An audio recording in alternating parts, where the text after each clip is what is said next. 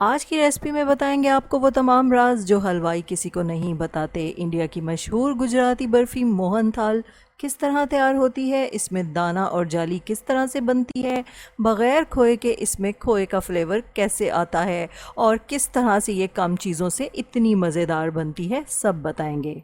बिस्मिल्लाहिर्रहमानिर्रहीम। बिस्मिल्लाहिर्रहमानिर्रहीम। अस्सलाम वालेकुम, मरहबा। फूड फनगामा में बहुत बहुत खुश आमदीद।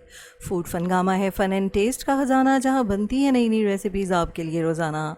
आज हम आपके साथ शेयर करने जा रहे हैं एक बहुत ही मज़े की मिठाई की रेसिपी। तो पहले इस मिठाई का राज हलवाई किसी को नहीं बताते थे। ये जब आप खाएंगे तो ऐसे महसूस होगा कि आपने इसमें बहुत सारा खोया शामिल किया है, लेकिन ये तैयार होती है सिर्फ 2-3 चीज़ों से। स्टार्ट करेंगे रेसिपी को। यहाँ पे हमने ले लिया है 3 कप मयरिंग कप से बेसन। छना हुआ बेसन है, बहुत अच्छे से हमने इसको छान लिया है। मयरिंग कप से ही हमने पिघला हुआ घी लिया है 1 कप। तो ये घी जो है आपने पिघला हुआ लेना है, जमा हुआ नहीं लेना। इसी में से हम 4 चम्मच 3 कप बेसन में शामिल कर देंगे। अब यहाँ पे हमें एक प्रोसीजर करना है, इसे कहते हैं इंडियंस धाबा लगाना, क्योंकि हम आपके साथ जो रेसिपी शेयर कर रहे हैं ये इंडियन रेसिपी है।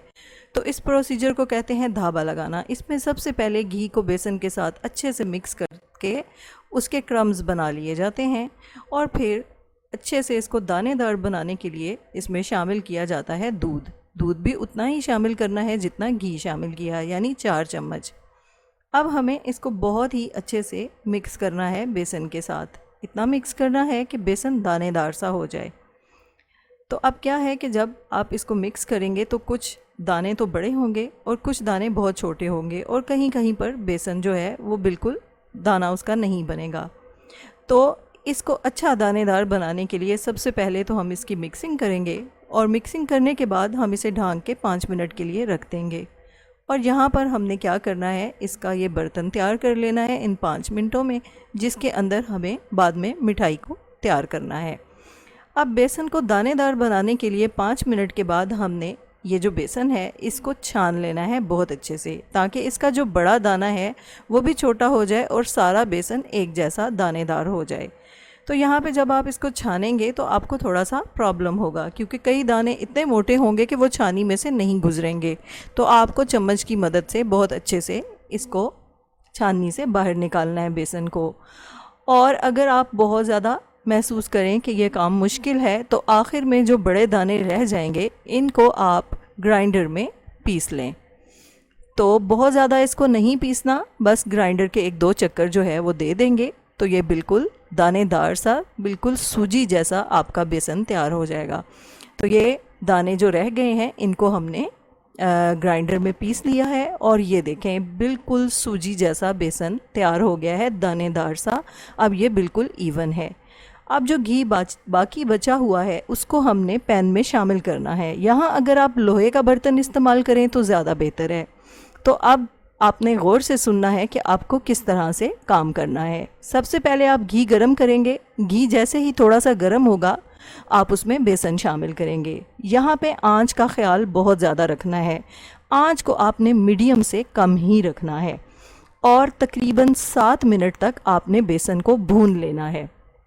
सबसे पहले जब बेसन अच्छे से भुनेगा तो ये पिघलना शुरू हो जाएगा।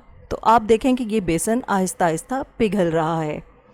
तो जब ये एक अमल शुरू हो तो समझें कि अब आप जो है वो काफ़ी हद तक कामयाब हो चुके हैं। पिघलने के बाद इसमें जाली बनना शुरू हो जाएगी, ये देखें इस तरीके से, और बबल्स बनने शुरू हो जाएंगे। अब इस पॉइंट पे आपने आंच को मज़ीद हल्का करके इसको अच्छे से भूनना है, और फिर इसमें आधा कप दूध शामिल करना है। लेकिन सारा आप इकट्ठा शामिल नहीं करेंगे, पहले थोड़ा सा दूध शामिल करके उसको अच्छे से मिक्स करेंगे। ये देखें कैसे जालियाँ बन रही हैं और कैसे बेसन दानेदार सा हो गया है।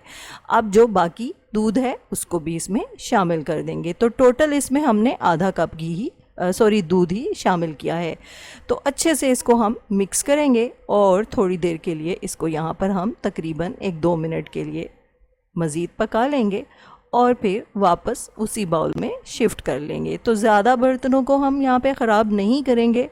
इसी पैन को इस्तेमाल करते हुए ही हम चाशनी तैयार करेंगे। तो चाशनी जो है ये दूसरा बड़ा अहम स्टेप है। यहाँ पे हमने यहाँ पे लिया है 1.5 कप मेजरिंग कप से चीनी और आधा कप हमने लिया है पानी। अब हमें चीनी और पानी को अच्छे से पकाना है इस हद तक कि हमारी एक तार की चाशनी तैयार हो जाए। चाशनी अगर आप एक तार की बनाएंगे तो आपकी जो बर्फ़ी है वो सॉफ्ट बनेगी। अगर आप 2 तार की चाशनी बनाएंगे तो आपकी बर्फ़ी थोड़ी सी स्ट्रॉन्ग हो जाएगी। तो यहाँ पे हमने इलायची के दाने शामिल किए हैं चाशनी के अंदर और ये देखें कि चाशनी में बबल्स आने शुरू हो गए हैं। तो ये इस बात की निशानी है कि चाशनी आपकी तैयार है। तो आप देखें कि अच्छे से एक तार बन रही है। तो अब हमने गैस को बंद कर देना है और यहाँ पर हमने बेसन को इस चाशनी में शामिल कर देना है। गैस को आपने यहाँ पर ऑन बिल्कुल नहीं करना। चाशनी आपकी बिल्कुल गर्म है तो आपने चाशनी के साथ बेसन को बहुत ही अच्छे से मिक्स कर लेना है। जब आप बहुत अच्छे से इसको मिक्स कर लेंगे तो फिर आपने दोबारा गैस का फ्लेम ऑन करना है और इसको तकरीबन 2-3 मिनट मज़ीद पका लेना है। इसको आपने इतना पकाना है कि जो बेसन है वो बिल्कुल अलग हो जाए बर्तन से, यानी बर्तन से वो चिपके नहीं। तो ये इस बात की निशानी होगी कि आपकी मिठाई तैयार है। तो यहाँ पे हमने इलायची का पाउडर शामिल किया है, इससे बहुत अच्छा फ्लेवर आता है। आप इसमें जायफल का पाउडर भी शामिल कर सकते हैं, वो भी बहुत अच्छा फ्लेवर लेकर आता है। थोड़ा सा हमने यहाँ पे फूड कलर ऐड किया है ताकि अच्छा सा कलर भी आ जाए इस मिठाई के ऊपर। ये ऑप्शनल है, आप फूड कलर इस्तेमाल नहीं करना चाहते तो मत करें। अब आप देख रहे हैं कि बेसन जालीदार और दानेदार होता जा रहा है, तो थोड़ा सा हमने इसमें नमक शामिल किया, तकरीबन 1 चुटकी। इससे क्या होगा कि फ्लेवर जो है वो बहुत ज़्यादा बैलेंस हो जाएगा, तो बहुत ज़्यादा मीठा आपको नहीं लगेगा और बड़ी ही मज़े की बर्फ़ी बनकर तैयार हो जाएगी। तो अब ये देखें कि इसने पैन को छोड़ दिया है बहुत ही अच्छे से। तो अब ये बिल्कुल तैयार है और बहुत अच्छा दाना इसमें बन रहा है और बहुत अच्छे से जाली भी बन रही है। तो बस अब हम चूल्हे को यहाँ पर बंद करेंगे और जो हमने पैन तैयार किया हुआ है बर्फ़ी के लिए उसके अंदर बर्फ़ी को शिफ्ट कर देंगे।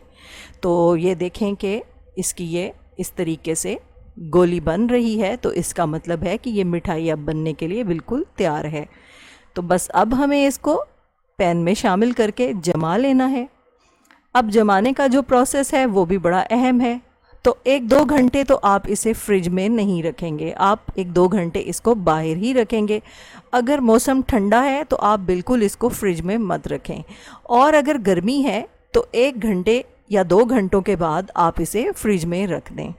6 घंटे का आपने इस मिठाई को टाइम देना है और 6 घंटों के बाद जब बिल्कुल ये सेट हो जाएगी तो आपने इसको, एक तो इसके ऊपर जो भी आपने गार्निशिंग करनी है आप वो करेंगे और साथ ही साथ आप इसकी कटिंग भी कर लेंगे। तो ये देखें मिठाई हमारी 6 घंटों के बाद बहुत अच्छे से सेट हो गई है। हमने इसे फ्रिज में नहीं रखा, 6 घंटे हमने इसे बाहर ही सेट किया है।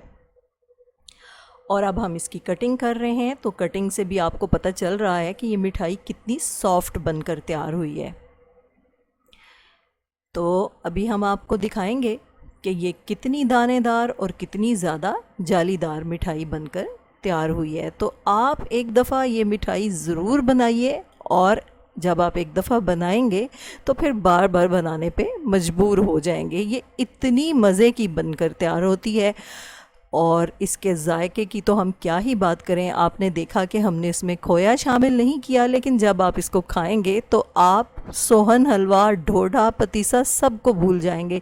ये इतनी मज़े की मिठाई बनकर तैयार होती है। आपको हमारी ये मिठाई की रेसिपी कैसी लगी हमें कमेंट्स में ज़रूर बताइएगा। अगर रेसिपी पसंद आए तो लाइक भी कर दीजिएगा और साथ ही साथ फूड फनगामा को सब्सक्राइब भी कर दीजिएगा। तो जब बनेंगे इस तरह के पकवान, दिल पुकारेगा फबी अय्ये आलाए रब्बिकुमा तुकज़्ज़िबान। हमारी दुआ है आप रहें खुश और शादमान, दुनिया के साथ आखिरत भी हो आपकी आसान, कभी ना आए आप पे कोई भी इम्तिहान, अल्लाह हो आपका मुहाफ़िज़ व निगहबान। फूड फनगामा इंशाल्लाह हाजिर होगा लेकर नई रेसिपी, नया उन्वान। फूड फनगामा की रेसिपीज़ को लाइक कीजिए, शेयर कीजिए और फूड फनगामा को सब्सक्राइब कीजिए। इजाज़त चाहते हैं, अल्लाह हाफिज़।